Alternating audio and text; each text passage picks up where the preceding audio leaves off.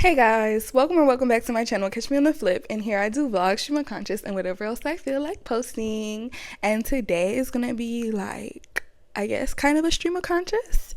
Kind of not though, because I already know what topic I want to talk about, and it's really not gonna be long. And I know I'll be telling y'all it's not gonna be long, and then y'all here for like 20 to 50 minutes. I'm a yapper girl. See, my dad used to tell me that's why my teachers say I'm such a great writer, because I talk so much, I give all the details. So in my writing I do the same, and it makes me a very great writer. So y'all stay tuned for my book of nonfiction essays, period.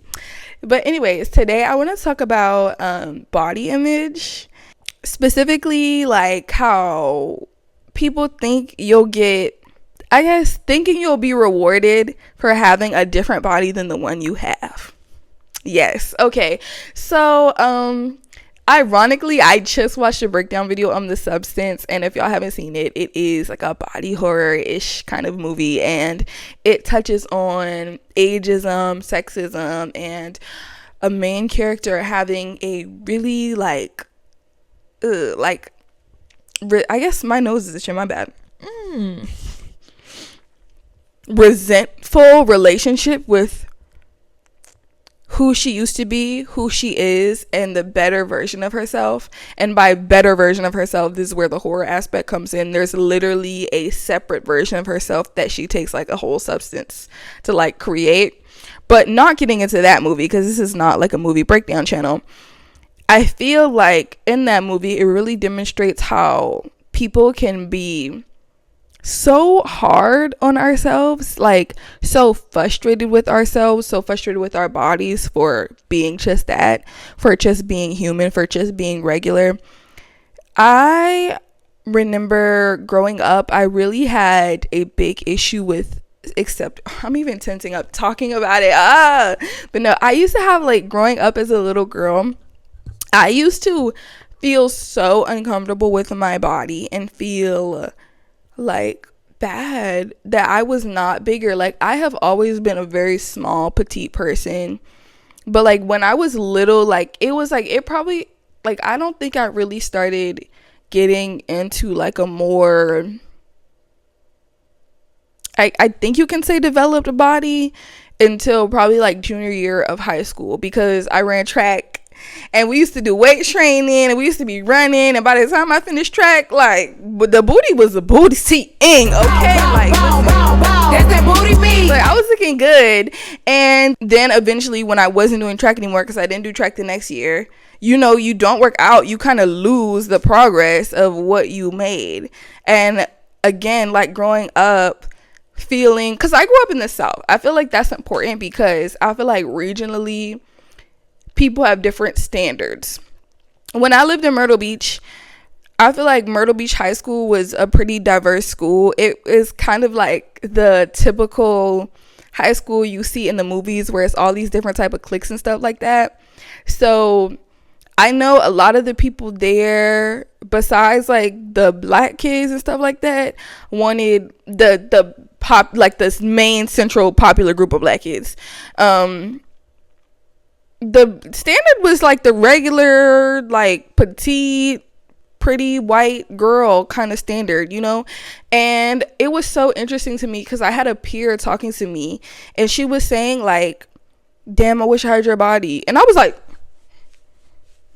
what? The majority of what I seen is like thicker women, like, even in our media, like, you know what I'm saying, like, that's what's praised. The music we listen to, that's what's praised. And also, like, yeah, like, the women around me, like the adults around me, were like more fuller figured. So I wanted to, like, even as a little girl, be like that. Like, I wanted to like have a big butt, and I wanted to like have boobs and this, that, third.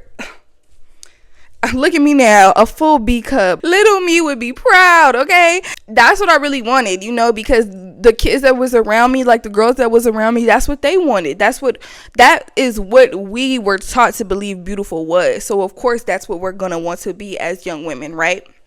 So coming of age though, the insecurity really grew. And it's like, the thing is, when you're insecure or when you're not fully confident in something, people can tell. I literally just seen a tweet that said, I seen a boy walk into a shop or a restaurant not fully confident in the cowboy hat he was wearing, and I hate to see it.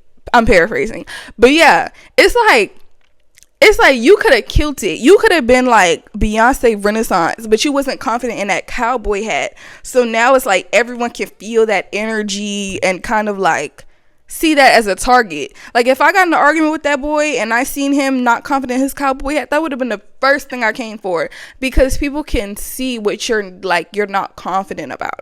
And when I was like coming of age in middle school, I used to get bullied, y'all. I've talked about it before.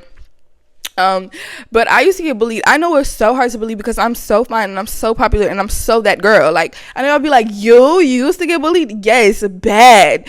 And it really it's not funny, but it's bad for real, y'all. Like, I used to not want to go to school, like, literally. And it had an effect on me for a long time, even when I did start to become popular in high school and stuff like that in the later years, and I started dressing more flattering to my body type, and I started like growing into my looks and this, that, the third. And like, the people that used to bully me, y'all, people used to bully me, of course, it always happens. The people used to bully you is gonna try to slide in your DMs every time. Like, anyways, so yeah,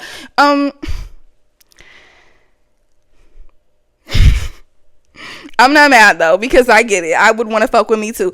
But yeah, even back then, like, I feel like people just picked on me because they feel like they could, because I didn't have a self-acceptance yet, And like, thankfully now, the easiest thing for me to accept about myself is my looks and my body, for real. Like, I guess I still have my little moments where I'm like, ooh, like, I don't know if I like my nose contour or da da da da da, or like little small stuff, this, that, the third, but it doesn't stop me. I still feel beautiful. Like, now I'm like, my things that be harder for me to accept is like trauma, girl. I don't know, like deeper stuff. Like looks are so superficial on the surface when it comes to me having to accept things. I'm telling you, that's so far from something I have to work towards at this point. And I'm very thankful for that growth. What I really want to tell you guys is that it doesn't matter what body type you have or what body type you want, because like, you're not going to quote unquote get what you're looking for by changing your body type. Now, I'm not saying people can't go work out, people can't get surgery. I'm pro all that stuff. Like, for real, go to the gym, boo, go to the surgeon, boo, whatever you want to do. Like, yes, I'm supportive of it. But what I am saying is, sometimes I feel like people have this idea that when you change your body, there's a metal placard and success on the other side, which for one, maybe I don't have that much room to talk because I haven't been through like a dramatic body change or anything like that, and I don't have body dysmorphia. I never had that, and also I don't go through as much criticism or harm because of my body type, because I've always been petite. Now, if it was like I had always been chubby or on the other spectrum of that, there could literally be harm, because there's even fat phobia, just like anti-blackness, and it affects people getting proper health care. Like, it just affects how people treat you in society, and it can really be detrimental to you. Look at how they did Effie and Dreamgirls. Be for real. Tell me fat phobia not real. Sorry, ran out of storage space. I'm saying this because when you change your body type, it doesn't change your worth. It just changes your audience. Do you get what I'm saying? If I was skinny and I went and got some type of surgery that made me look more curvaceous, I'm not any less worthy or any more or less attractive because of that said surgery. I'm just going to appeal to different people. You get what I'm saying? At the end of the day, confidence is the biggest thing. And I'm not saying confidence is just, you just pull it out the air and you can just like go buy some confidence at the store and you'll be good. But at the end of the day, confidence is what makes the difference between you having the body you have and loving it, and you having the body that you have and dreading it. You have to be radically self-accepting. Like, you have to get to a point where it's like, yes, you can change things about your body. Go do that if you feel that's best. But also too, like, understand there's not always going to be this whole big hurrah after you change your body, because no matter where you go, you are where you're at. You get what I'm saying? Am I being clear? Like, I really just want to get this message off, because I feel like I hear a lot of young women, but it don't happen just with young women. I just have young women friends, but I hear a lot of young women like talking about things they want to change about their body and why they feel like, oh, like basically like changing their body would get them different opportunities or get them better partners or getting them better this, that, the third. Lie to you not. Even in high school, when I like my sophomore year of high school, I had just transferred to a new school, and there was these two girls, and they used to pick on me, and they used to be like, I mean, it wasn't really bad picking on me, but we could be having a casual conversation. They'd be like, oh, you flat chested. Like, they would always throw that in there. Like, they would always make those type of like comments, like that kind of just, you know, like get to a person. But at the end of the day, you know what I realized? The same boys that be talking to y'all is the same boys that be talking to me. It doesn't matter. It doesn't matter. It's not affecting my worth in any way because of my body. And even like people who are more fuller figured, like I really don't be feeling like, this is me personally, I would say I'm not a fat phobic person, so of course my opinion is going to be different.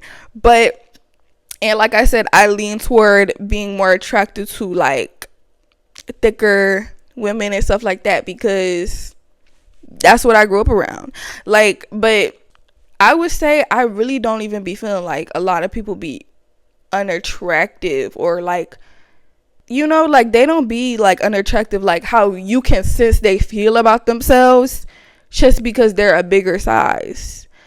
I think when I worked at Twin Peaks, I think I reference this job a lot because it was just a turning point in my life, but it really made me a lot more confident seeing that they had so many different body types. Like, I expected when I started working at that job that all the girls was going to look a certain type of way, but no, like it actually helped me feel a lot better about myself being around a lot of different women that are shaped a lot of different ways. Like, of course they want everybody to have no stomach and, you know, have big boobs, and that's more so the standard, but everybody who work there don't look like that. And any other spaces where I've worked with a lot of women and we may be doing jobs where we are sexualized, I still see a lot of different body types. And guess what?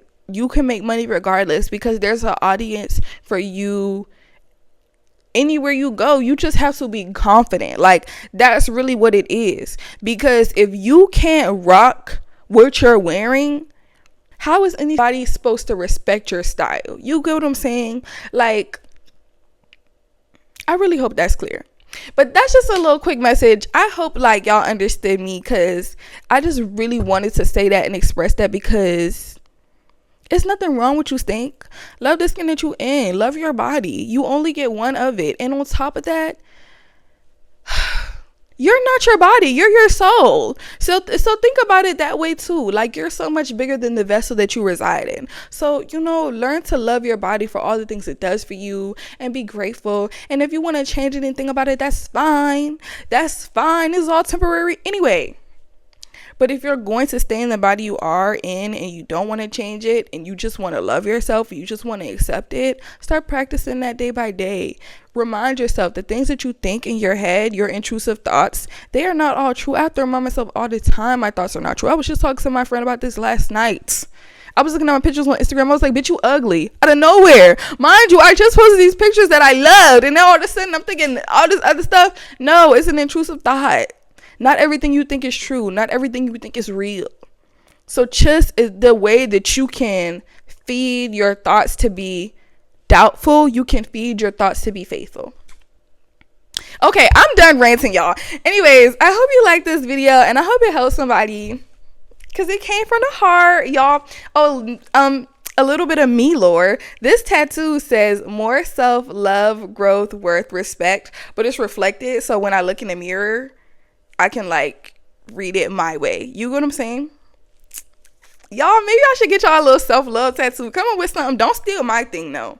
Actually, you can steal my thing. Honestly, I don't care. Like, but yeah, just do the homework assignment from Professor Batty. Find